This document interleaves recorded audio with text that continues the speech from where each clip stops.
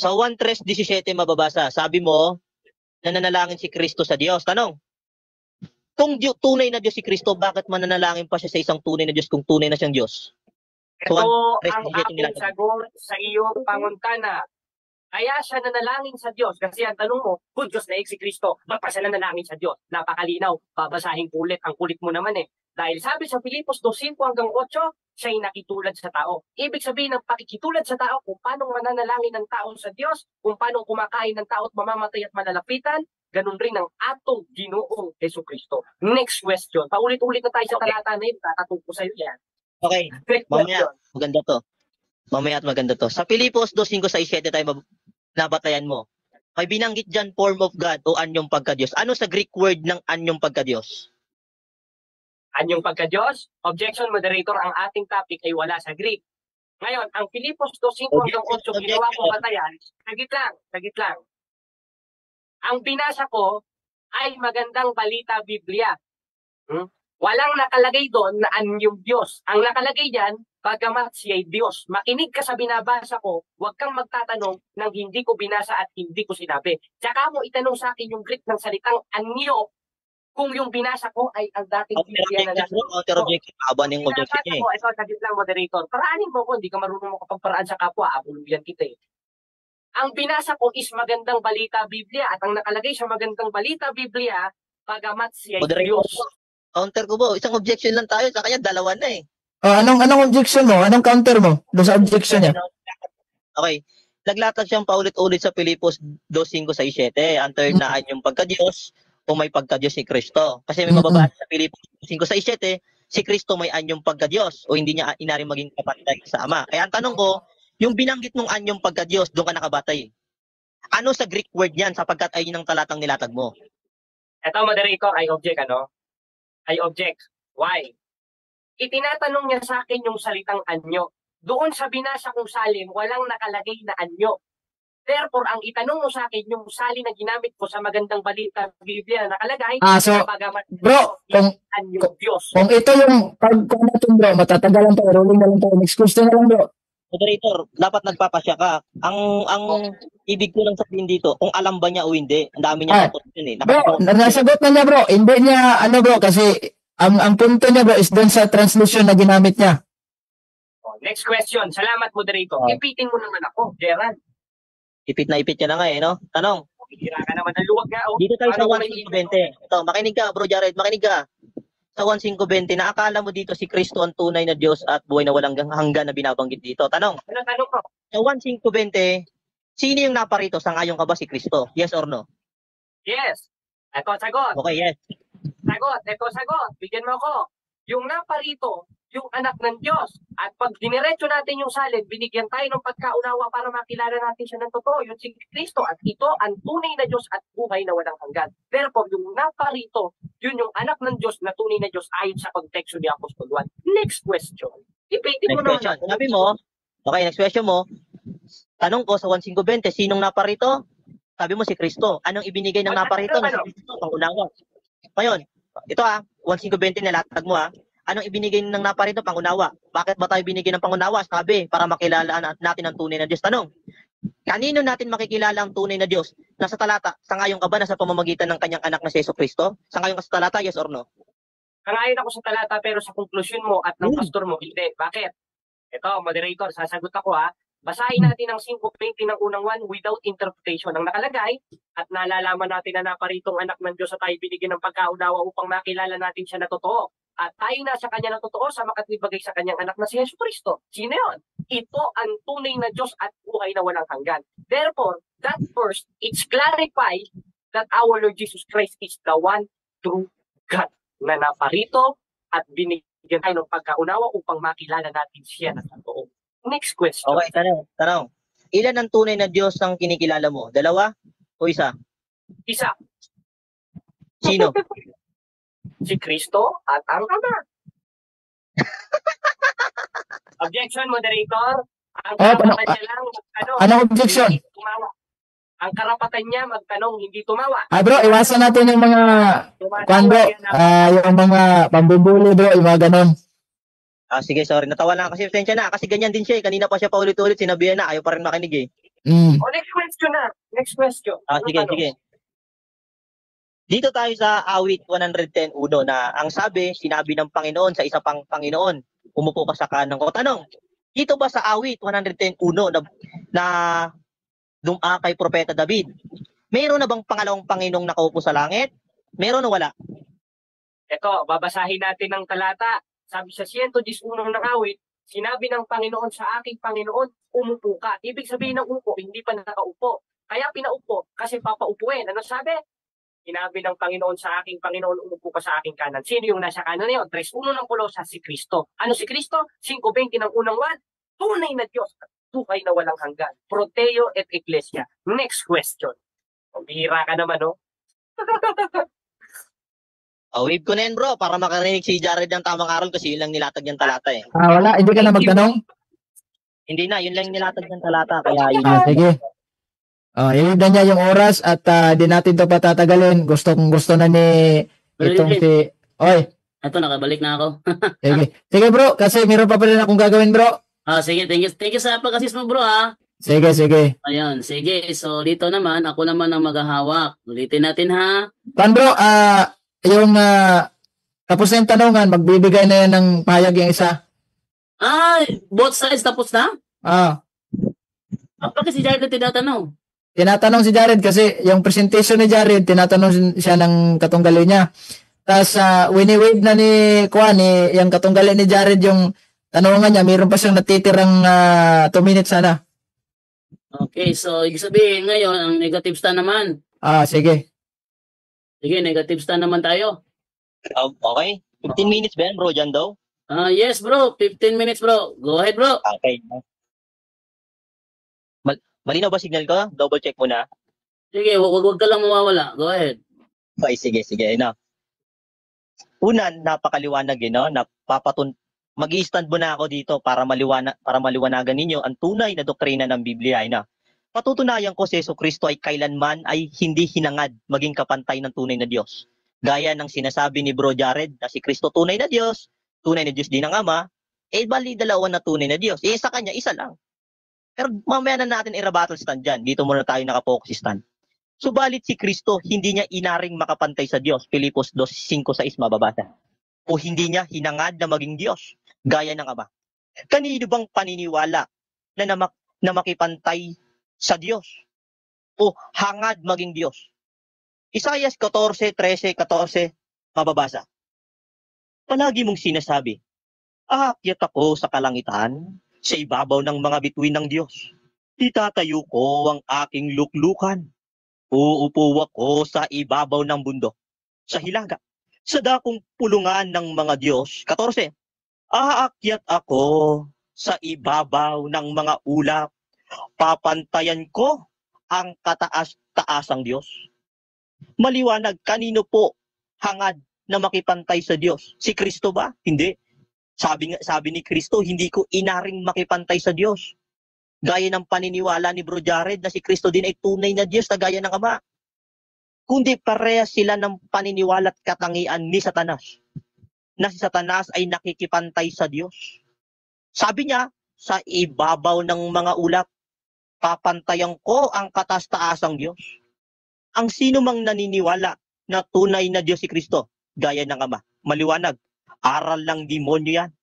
Lantarang panlilin lang ng diablon na ginagawa ni Bro Jared. Bakit? Yan ay kalaban ng Diyos. Sapagkat mababasa din sa ikalawang Korinto 11:13, si Satanas ay gumagamit din ng salita ng Diyos. Meron siyang mga ngaral, mga ministro, mga defender na against sa Biblia. Kaya nga ang turo, unang Timoteo 1:18, makipaglabang kaming mabuti doon sa sumasalungat sa katotohanan. Ang sabi pa, ang kalagayan ni Kristo ay malaking kaibahan sa Diyos. Bakit? Ang tunay na Diyos na pagpapakilala ng Old Testament sa kalagayang Deuteronomio 4:24 nang sabi, si Yahweh ay parang nangangalab na apoy. Ang katangian daw ng isang tunay na Diyos parang apoy na nangangalab.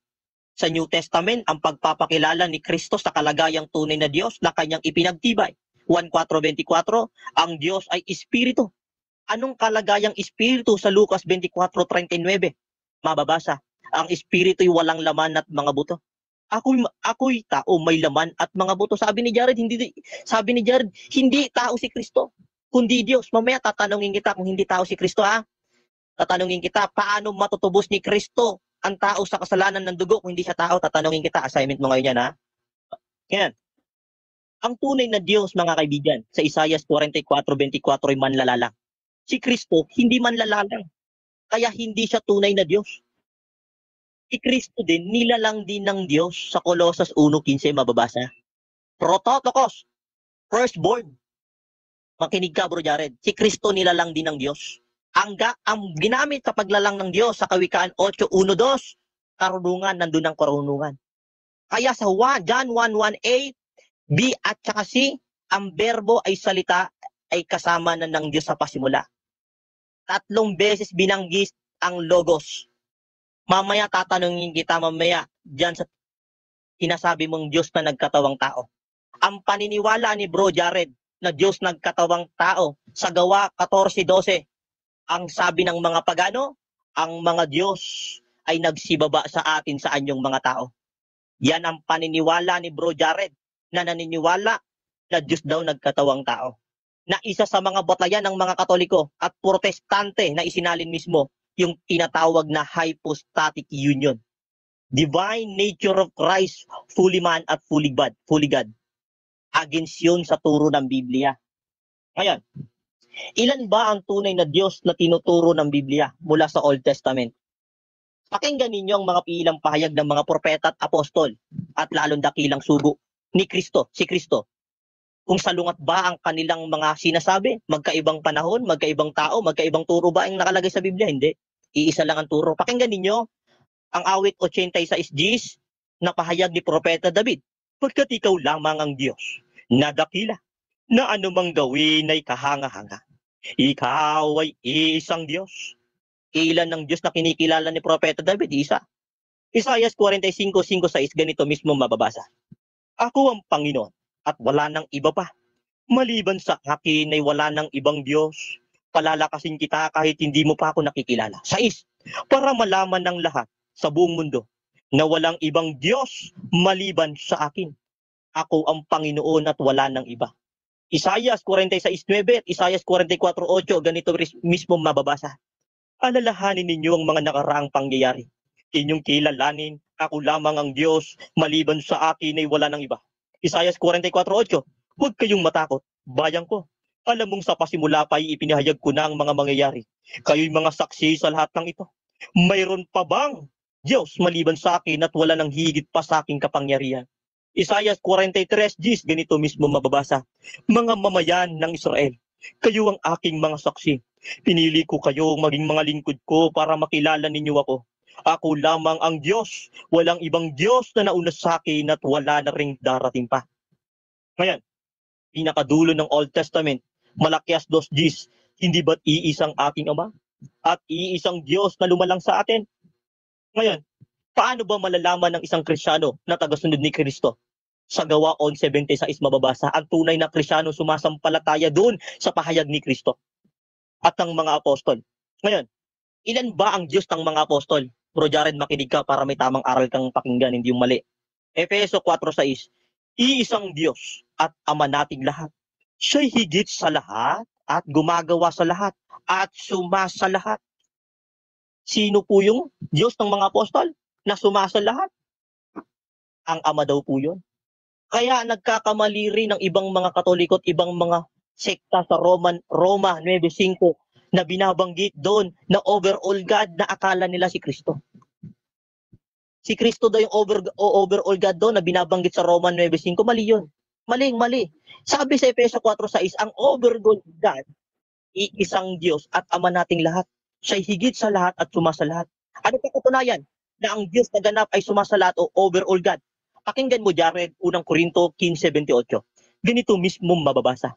At kapag ang lahat ay nasa ilalim na ng kapangyarihan ni Kristo, ang anak naman ang paiilalim sa kapangyarihan ng Diyos na naglagay ng lahat ng bagay sa ilalim ng kapangyarihan.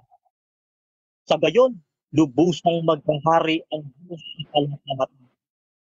Ang liwanag, ang Diyos na sumakalahat, over all God, na binanggit sa Roma 9:5 ay ang Diyos Ama. Hindi yun ang anak. Ngayon, doon tayo sa 1:20 na nililin lang ni Bro Jared sarili niya eh. Si Kristo daw ang tunay na Diyos na binabanggit doon. Pakinggan, unawain ninyo ang 1:20. Ang sabi dito, ang sabi na parito ang anak ng Diyos. Sino yun? Si Kristo. Anong ibinigay ng Kristo sa ating pangunawa? Bakit ba tayo binigyan ng pangunawa? Sabi, para makilala natin ang tunay na Diyos. Kanino natin makikilala ang tunay na Diyos? Sa pamamagitan ng kanyang anak na si Hesus Kristo. Kanyang anak. Possessive pronoun, Bro Jared. Kanyang anak, tuldok. Pag sinabing tuldok, ito'y ginagamit sa bilang panapos ng isang pangungusap o end of the point. O anak ng sentence na itong kinakailangan. At binanggit, at siya'y tunay na Diyos at buhay na walang hanggan. Yung pagkakalam tunay na Diyos at buhay na walang hanggan doon, Bro Jared, ay ang ama yun sa 1:17, 1:3. Bago tayo makarating sa 1:17, 1:3, kaya naparito si Kristo sa lupa sapagkat hindi na nakikilala ng sanlibutan at tunay na Diyos. 1:28. Sabi ni Kristo, nagtuturo si Kristo ng malakas sa templo at nangagsasabi, kung talagang nakikilala ninyo ako, dapat kilala ninyo ang nagsugo sa akin. Ang tunay na Diyos ang nagsugo sa akin, pero yun ang hindi ninyo nakikilala. Kaya nga sabi ni Kristo sa 1:17, 1:3, pagkasabi ni Jesus nito sa wikang ito, Ama, dumating ng oras, luwalatiin mo ang iyong anak ko pang luwalatiin din ng iyong anak. At binigyan mo ko ng kapangyarihan sa lahat ng tao, ang lahat ng ibinigay mo sa akin. Tumingala si Kristo sa langit, tinuro niya doon ang sabi ni Kristo sa mga alagad, ito ang tunay na Diyos. Ang makilala kanila, nakaitang tunay na Diyos at buhay na walang hanggan. At makilala rin si Kristong sinugo mo. Pag sinabi kasing sinugo, kapatid din, tayo sa English to Tagalog Dictionary by Leo James 612, messenger o sinugo, isa na, one sent o sugo o sinugo ng Diyos. Kailangan alam mo yan, Bro Jared. Ang sabi mo pa kanina, Bro Jared, yung Pilipos 2:5-6 na pinagbatayanan mo si Kristo, anyong Diyos o ay Diyos. Kala mo, tunay na yun, hindi. Tinanong ka sa Greek word, anong term ng ay Diyos sa Greek word eh? Morpheteos. Ayan, ay, alam ka na, morpheteos meaning, ang Diyos ang nananahan o nahayag sa Kanya. Anong katunayan na ang Diyos ang nanahan at nahayag sa Kanya? Pakinggan mo to, Bro Jared, no? Sabi sa 1:14 Gs, nang sabi ni Kristo, ang Ama ay nasa akin.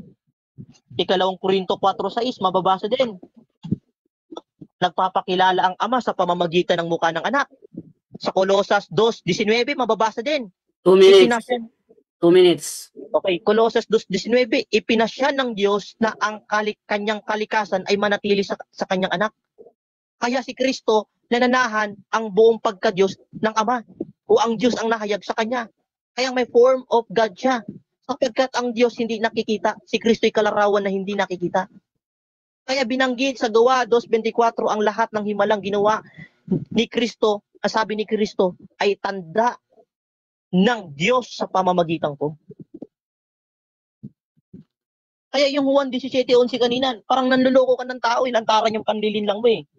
Ang sabi doon, si Kristo at ang Ama ay iisa sa pagka-Diyos. Gaya din naman natin. Ay iisa. Tinanong ko sa 1:17-22. Binanggit doon sa 1:17-22 na ang sabi doon, kahit mga hinirang, si Kristo at ang Ama ay iisa din. Ibig sabihin, Diyos din palang mga hinirang kasi nag-iisa din sila eh.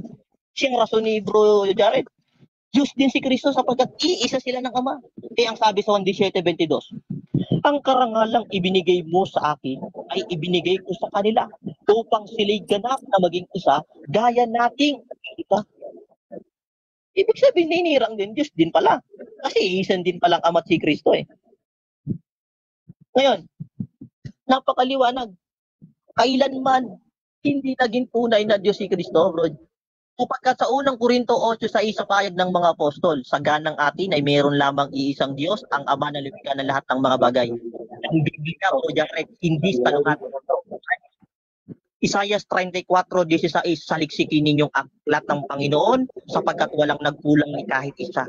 Ikalawang Timoteo 3:16 mababasa, ang kasulatan ay kinasiyahan ng Diyos magagamit sa pagtuturo ng katotohanan. Tayo sa lahat iba ang turo mo dun sa unawa dun sa Biblia eh.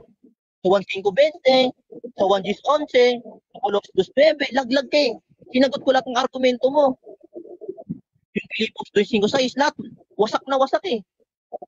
Sa 1:3-17, kung si Kristo tunay na Diyos, bakit mananalangin ba sa isang tunay na Diyos? Ama, tulungan mo ako. Tunay na Diyos din ako. Tunay na Diyos ka din. Tulungan mo ako. Ganun ba unawa mo, Jared? Napakahina ng Diyos mo. Ang Diyos mo pa, naging alipin, Filipos 2:7-8. Eh, ang Diyos, Hosea 11:9, hindi pwede maging tao alipin. 10 Sige. seconds. Okay, wait ko na yan. Wave mo? Wait ko na. Sige, wave niya. Okay. So, ito na tayo ngayon sa 10 minutes na tanong ni Brother Jared sa'yo.